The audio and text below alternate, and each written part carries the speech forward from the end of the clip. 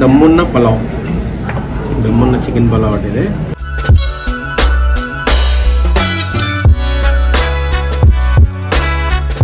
దమ్మున్న బిర్యానీ ముక్క మాత్రం పీసు చాలా చాలా స్మూత్గా, రైస్ ఫ్లేవర్డ్ అదిరింది. చికెన్ ఫ్రై తీసుకుందాం. కొంచెం మాంసం పులుసు మొత్తం అరిటాకు వేడికి బ్లాక్లో వచ్చేసింది. చాలా స్మూత్ ఉంది మటన్.